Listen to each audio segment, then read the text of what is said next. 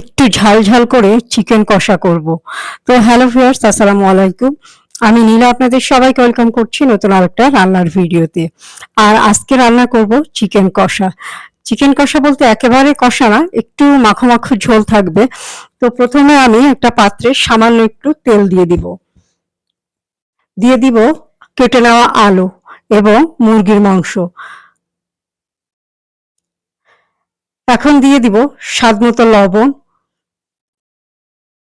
হলুদের গুঁড়া, জিরা গুঁড়া, ধনিয়া গুঁড়া, শুকনো মরিচের গুঁড়া, গরম মশলা গুঁড়া, আদা বাটা এবং একটু রসুন বাটা দিয়ে আমি হাত দিয়ে এটা ভালো করে মাখিয়ে নিব।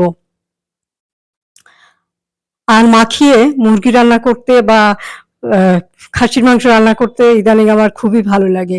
তো মাখানো হয়ে গেছে, এখন কড়াইয়ে তেল দিয়ে দিব তেজপাতা এবং শুকনো মরিচ, আর দিয়ে দিব কয়েক দানা কালো জিরা এবং আস্ত জিরা দিয়ে পেঁয়াজ কুচি দিয়ে পেঁয়াজটাকে একটু ভাজা ভাজা করে নিব। পেঁয়াজটা যখন বাদামি হয়ে যাবে, ভাজা ভাজা একেবারে লাল কড়া ভাজা না, বাদামি কালার আসবে, তখন দিয়ে দিব 1 কাপ মতো পানি। পানিটা ফুটে উঠলে দিয়ে দিব মাখিয়ে নেওয়া আলু এবং মুরগির মাংস। আমাদের বাসায় আলু ছাড়া মুরগির মাংস খাওয়া হয় না, এই জন্য আমরা যে কোনো মাংসে, বিশেষ করে মুরগির মাংস হোক খাসির মাংস হোক, আমরা একটু আলু দিয়েই থাকি।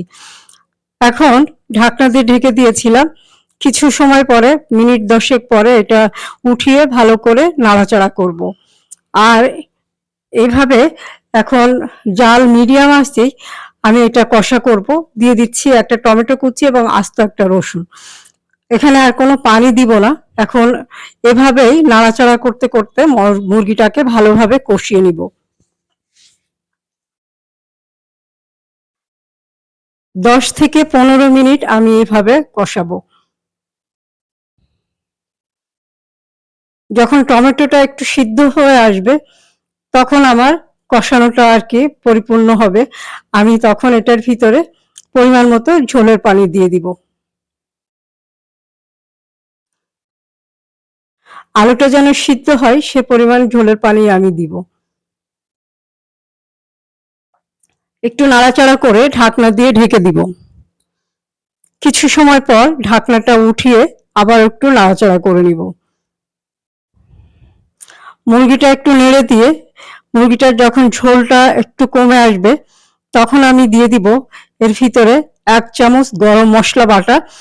যে গরম মশলাটার ভিতরে ইলাচ, লবঙ্গ, দারচিনি, গোলমরিচ আমি ভেজে গুঁড়ো করে নিয়েছি, এবং 1 চামচ জিরা, ভাজা জিরা গুঁড়ো দিয়ে একটু নেড়ে নিব। দিয়ে আরো মিনিট 10 জাল করব, আর একটু ঝোল কমাবো। এখন নামানোর আগে কয়েকটা কাঁচামরিচ দিয়ে দিব। দিয়ে 1 থেকে 2 মিনিট জাল করে আমি নামিয়ে ফেলবো মাংসটা। ব্যাস, রান্না হয়ে গেল চিকেন কষা। আর দেখতে যে এখন সুন্দর হয়েছিল, খেতেও কিন্তু খুবই টেস্টি হয়েছিল। একটু ঝাল ঝাল হবে, ঝাল ঝাল ছাড়া যেহেতু গোলমরিচ গুঁড়ো করে বেটে দিয়েছি, সে কারণে একটু ঝাল ঝাল হবে। আর ঝাল ঝাল মাংস খেতেই আমার বেশি ভালো লাগে। রুটির সাথে হোক, গরম ভাতের সাথে হোক, বা পানি দেওয়া পান্তা ভাতের সাথে হোক, যেটার সাথেই খান না কেন, এ ধরনের মাংস খেতে খুবই ভালো লাগবে। তো রান্নাটা কেমন হলো একটা কমেন্ট করে জানাবেন। ভালো থাকবেন।